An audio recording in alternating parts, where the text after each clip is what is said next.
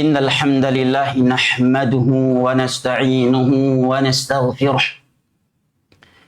ونعوذ بالله من شرور أنفسنا ومن سيئات أعمالنا من يهده الله فلا مضل له ومن يضلل فلا هادي له وأشهد أن لا إله إلا الله وحده لا شريك له وأشهد أن محمدا عبده ورسوله صلى الله عليه وعلى آله وصحبه وسلم تسليما كثيرا عباد الله يقول ربنا جل جلاله في كتابه الكريم يا أيها الذين آمنوا اتقوا الله حق تقاته ولا تموتن إلا وأنتم مسلمون. Wahai sekalian orang-orang yang beriman, ittaqullaha haqqa tuqatih. Takutlah kalian kepada Allah dengan sebenar-benarnya rasa takut kepadanya. Wala tamutunna illa wa antum muslimun. Dan jangan sekali-kali kalian mati kecuali dalam keadaan berserah diri kepada Allah. Tunduk terhadap aturan-aturannya. Dan dalam keadaan meninggalkan larangan-larangannya. Wa qala ta'ala, dan Allah Jalla wa'ala juga berfirman, ya ayyuhalladzina amanu taqullaha wa qulu qawlan sadida. Wahai sekalian orang-orang yang beriman, bertakwalah engkau kepada Allah, wa qulu qawlan sadida, dan ucapkan olehmu ucapan yang lurus, yang benar, ucapan yang tidak menyalahkan orang yang benar atau membenarkan orang yang salah. Wa man yuti'illaha wa rasulahu faqad faza fawzan 'azima. Dan barang siapa yang selalu taat kepada Allah dan Rasulnya, bagaimanapun kondisi dunianya, faqad faza fawzan 'azima, sesungguhnya dialah orang yang paling sukses di dunia ini, yang telah memperoleh kesuksesan yang sangat besar. Amma ba'du, fa inna asdaqal hadithi kalamullah, wa khairul hadi hadi Muhammadin sallallahu alaihi wasallam, wa syarrul umuri muhdatsatuha, fa inna kulla muhdatsatin bid'ah wa kulla bid'atin dhalalah wa kulla dhalalatin finnar. Ayuhan nas ibadallah, sidang salat Jumat yang saya muliakan rahimani Allah wa iyyakum wa baraka fikum. Ada sesuatu yang pasti menimpa dan mendatangi setiap kita. Dan dengan mengingat sesuatu ini, maka akan terlahirkan berbagai kebaikan dan akan mencegah kita dari berbagai kejelekan. Namun amat disayangkan, tiada manusia yang mengingat tentangnya kecuali segelintir kecil. Hanya mereka yang mau memprioritaskan akhirat di atas dunia, yaitu kematian. Ibadallah, kematian adalah sesuatu yang pasti, selalu menghantui, dan datangnya tidak pernah dapat diprediksi. Allah Jalla wa'ala berfirman di dalam Al-Quranul Karim, di dalam surat An-Nisa, Aynama takunu yudrikumul maut walau kuntum fi burujin musyayyadah. Dimanapun kalian berada, kematian akan mendatangi engkau. Walau kuntum fi burujin musyayyadah, walaupun engkau sedang bersembunyi di dalam benteng yang terkokoh di muka bumi ini. Jamaah sekalian, boleh saja kita memiliki baju anti peluru, HP anti sadak, rumah anti petir, mobil anti bom, atau bahkan mungkin di antara kita ada yang kebal hukum di dunia ini. Tetapi jamaah sekalian, siapapun Anda, sehebat apapun Anda di dunia ini, sekalipun Anda orang nomor 1 di dunia ini, tidak ada yang bisa kebal kematian. Tidak ada yang bisa lari dari yang namanya kematian. Meskipun dia seorang pasukan militer terelit, terkejam, dan terkuat di atas permukaan bumi sekalipun. Karena Sang Pencipta kehidupan dan kematian telah berfirman, Aynama takunu yudrikumul maut Walau kuntum fi burujin musyayyadah. Dimanapun kalian bersembunyi, maka kematian akan menjemputmu sekalipun engkau sedang bersembunyi di dalam benteng-benteng terkokoh, terkuat di dunia ini. Namrud, seorang raja yang cukup bengis, kejam, membakar hidup-hidup siapa saja yang tidak mau menuhannya. Bahkan pernah mencoba untuk memperkosa istri Nabi Allah Ibrahim, Sarah. Tetapi Allah Jalla wa'ala bekukan tangannya setiap kali ia ingin menyentuh Nabi Allah Sarah. Dia dibiarkan oleh Allah, Allah istidraj dia. Menjabat sebagai raja yang kejam dan bengis selama 400 tahun. Allah istidraj dia. 400 tahun Allah biarkan dia hidup sebagai raja yang membakar siapa saja yang tidak mau menuhankannya. Membunuh seenaknya. Kemudian Allah Jalla wa'ala perlihatkan kelemahannya dan kekuasaan Allah Jalla wa'ala atas alam semesta ini. Allah biarkan seekor lalat masuk melalui hidungnya dan menembus otaknya. Dan seekor lalat tersebut Allah biarkan bergerak dan berputar-putar di dalam otaknya selama 400 tahun juga. Sehingga disebutkan orang yang paling sayang kepada Namrud di saat itu adalah orang yang setiap kali bertemu dengan Namrud mau menendang atau memukulkan kepalanya. Dengan harapan itu lalat bisa keluar dari otaknya. Bahkan disebutkan sebagian mereka berkumpul. Kemudian menumpukkan tangan-tangan mereka, lantas mereka memukulkan kepala mereka. Kepala raja mereka yang bengis dan kejam selama ini. Dengan harapan itu lalat bisa keluar dari kepalanya. Fir'aun. Allah perdaya dia dengan kekuasaan. Manusia terpower di dunia ini. Saking luasnya kerajaan dia. Bahkan saking kuatnya fisik dia. Bayangkan jamaah, Fir'aun seumur hidupnya disebutkan tidak pernah jatuh sakit. Kejam dan kuatnya orang di masa sekarang pasti pernah merasakan pilek, demam, bahkan sakit gigi pun dia tidak bisa lari darinya. Fir'aun tidak pernah sakit jamaah. Dan juga diberikan fisik yang sangat kuat. Sehingga dengan kekuasaan dan kekuatan fisiknya serta pasukannya yang begitu kuat dan banyak, dia mengatakan, Ana Rabbukumul A'la. Aku adalah Tuhan Maha Tinggi di dunia ini. Dan saking sombongnya dia, maka dia berkata kepada menteri Haman, Ya Haman ibni li sarhan la'alli ablughul asbab. Asbab as-samawati fa'attali'a ila ilahi Musa wa inni la'adhunnuhu kadhiba. Wahai Haman, tolong engkau buatkan untukku paranik. Tangga. Aku ingin naik ke langit, ingin menjumpai Tuhannya si Musa. Yang mengatakan ada Tuhan selain diriku. Dan berada di atas langit. Aku ingin naik ke langit, ingin berjumpa dengan Tuhannya Musa. Wa inni la'adhunnuhu kadhiba. Aku menganggap Musa ini adalah seorang yang dusta. Allah biarkan dia. Allah undur-undur azabnya untuk Fir'aun. Allah perdaya dia. Yang disebut dengan istidraj. Sanastadrijuhum min haitsu la ya'lamun wa umli lahum inna kaidi matin. Kami akan perdayakan sebagian mereka dengan kekuasaan, dengan harta yang dia miliki. Itu istidraj. Kami undur-undur azab kami kepadanya. Semakin bermaksiat, semakin sehat, semakin bagus karirnya, dan semakin banyak hartanya. Kemudian ketika kami mengambilnya, dia tidak sempat lari dan tidak sempat bertobat.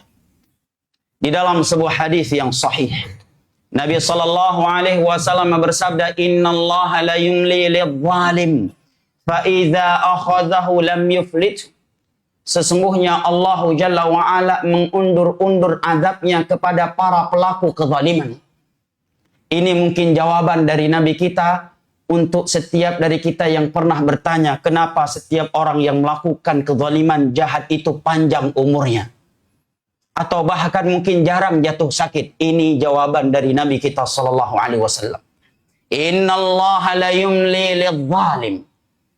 Allah akan mengundur adabnya kepada para pelaku kezaliman. Fa idza akhadhahu lam yuflithu. Begitu Allah mengambilnya, maka dia tidak sempat bertaubat kepada Allah. Tidak sempat minta maaf kepada Allah. Sebagaimana Fir'aun jemaah. Allah ambil dan dia sedang memamerkan kekuasaannya. Dengan pasukannya yang terkuat di dunia saat itu. Dia masuk ke dalam Laut Merah yang sudah terbelah. Ingin mengejar Musa dan kaum muslimin dan membantai mereka. Dia menganggap Musa dan Bani Israel yang lemah saja mampu masuk ke dalam laut yang sudah terbelah tersebut. Kenapa aku dan bala tentaraku tidak bisa? Dia lupa bahwa Musa dan kaum muslimin masuk ke dalam laut yang sudah terbelah saat itu karena perintah Allah. Begitu dia masuk, Allah pun menutup kembali itu laut yang sudah terbelah. Rupanya jamaah yang dimuliakan Allah, Fir'aun yang selama ini ingkar, yang mengatakan Rabbukumul A'la, kejam, bengis, dan seakan tidak ada yang dia takuti. Rupanya dia menangis, merengek-rengek, dan Allah juga yang dia panggil. Allah sebutkan di dalam surat Yunus, falamma adrakahul gharaq qala amin. Ketika Fir'aun sudah tenggelam, maka Allah pun dia panggil, ya Allah, aku beriman. Demikian juga jamaah dimuliakan Allah. Tidak ada yang berani dengan kematian. Sebagian orang sebelum naik pesawat terlihat petantang petenteng dan seakan-akan tiada yang dia takuti. Allah pun dia tantang mungkin. Kalau kita lihat gaya sebagian orang seolah-olah malaikat maut akan sami'na wa ata'na 86 kepada dia. Begitu naik pesawat baru turbulen jemaah. Sudah membeku tubuhnya. Sudah kaku dia. Seakan-akan darah ini tubuhnya sudah tidak mengalir, ketakutan dia. Itu baru turbulen jemaah. Baru corona yang Allah ciptakan. Makhluk yang sangat kecil. Geger seluruh dunia. Berantakan seluruh dunia. Sehingga suara bersin saat itu seakan suara rudal yang jatuh ke bumi. Maka Allah Jalla wa'ala ingatkan kita. Aynama takunu yudrikumul maut. Dimanapun kalian bersembunyi, kematian akan menjemput kalian. Jamaah yang dimuliakan Allah. Nabi kita sallallahu alaihi wasallam pernah bersabda di hadapan orang-orang yang sudah dijamin masuk surga. Orang-orang yang sangat jauh dari maksiat kepada Allah. Di hadapan mereka Nabi bersabda, "Aktsiru dzikra hazimil lazzat, ya'ni al-maut, fa innahu lam yadhkurhu ahadun fi dhayqin min al-'aish illa wassa'ahu Allahu 'alaihi." Jamaah yang dimuliakan Allah. Nabi mengatakan, wahai para sahabatku, perbanyaklah mengingat pemutus seluruh kelezatan, yaitu kematian. Karena tidaklah seseorang mengingat kematian dan dia berada di dalam kesempitan, kecuali kematian akan memperluaskan keadaannya. Jamaah sekalian, pernahkah kita bertanya ketika mendengar hadis ini, emangnya siapa sih di hadapan Nabi saat itu ketika Nabi berkata, perbanyaklah mengingat kematian pemutus seluruh kelezatan? Apakah di hadapan Nabi saat itu adalah para pembunuh? Apakah di hadapan Nabi saat itu para koruptor? Apakah di depan Nabi saat itu ahli jangkrik? Apakah di hadapan Nabi saat itu adalah orang-orang yang menjadikan tersangka menjadi korban, mengkorbankan yang tersangka? Apakah di hadapan Nabi saat itu penzina, peminum khamar, pemain judi, pelaku KDRT? Bukan. Di hadapan Nabi saat itu Abu Bakar jamaah, Umar, Uthman, Ali. orang-orang yang sudah dijamin masuk surga. Dan nama mereka sudah dibebaskan dari neraka kepada mereka. Nabi berkata demikian. Padahal aktivitas mereka sehari-hari, sholat 5 waktunya di belakang Nabi.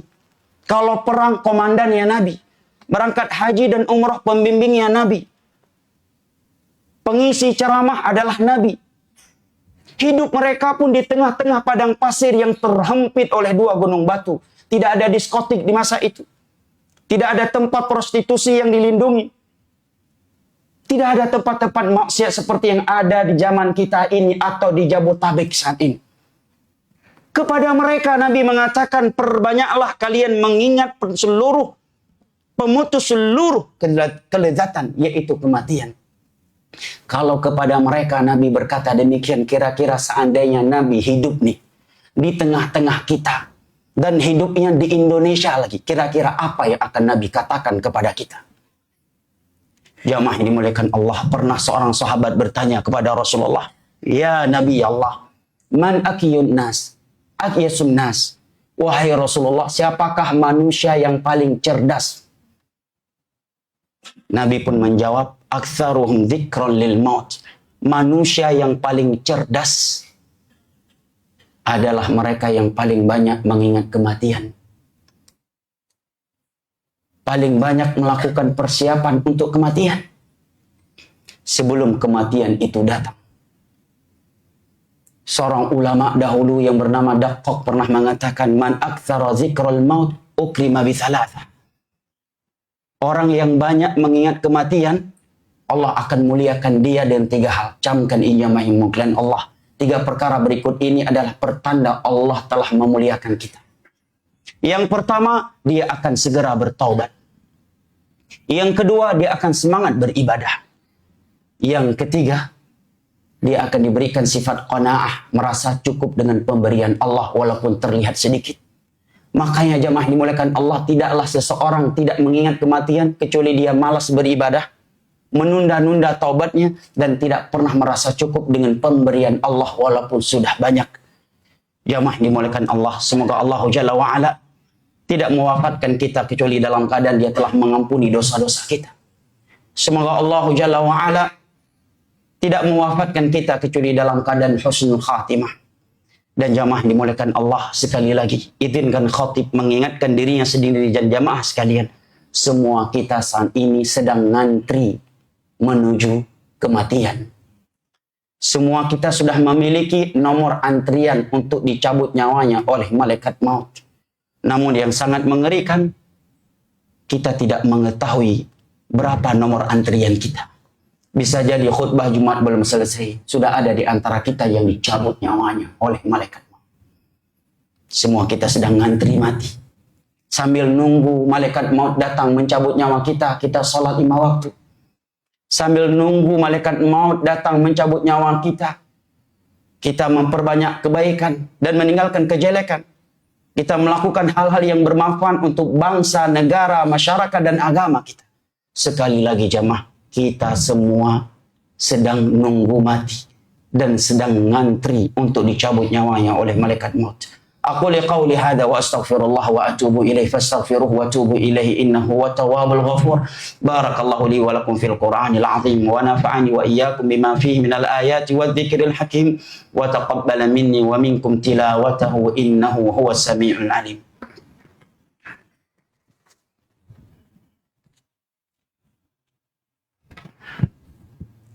Alhamdulillahilladzi arsala rasulahu bil huda wa dinil haqq liyudhhirahu 'ala ad-dini kullihi walau karihal kafirun.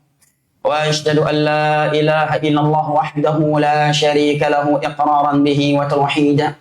Wa asyhadu anna Muhammadan 'abduhu wa rasuluhu sallallahu alaihi wa ala alihi wa sahbihi wa sallama tasliman katsiran amma ba'd. Fa ya ibadallah yaqulu rabbuna jalla jalaluhu fi kitabihil karim. Inna Allah wa malaikatahu yusalluna 'alan nabi. Ya ayyuhalladzina amanu sallu 'alaihi wa sallimu taslima. Allahumma salli 'ala Muhammad wa 'ala ali Muhammad kama sallaita 'ala Ibrahim wa 'ala ali Ibrahim innaka Hamidum Majid. Wa barik 'ala Muhammad wa 'ala ali Muhammad kama barakta 'ala Ibrahim wa 'ala ali Ibrahim innaka Hamidum Majid. Allahumma ighfir lil muslimin wal muslimat al-ahya'i minhum wal amwat. Allahumma arinal haqqa haqqan warzuqna ittiba'ah wa arinal batila batilan warzuqna ijtinabah. Allahumma aslih lana wulata umurina warzuqhum bitanatan salihatan tu'inuhum 'alal birri wat taqwa wa 'ala ma fihi salahul ibadi wal bilad. Allahumma ansurul muslimin wal muslimat fi Falastin wa fi kulli makan. Allahumma ansurhum 'ala a'daihim a'daika a'daid din.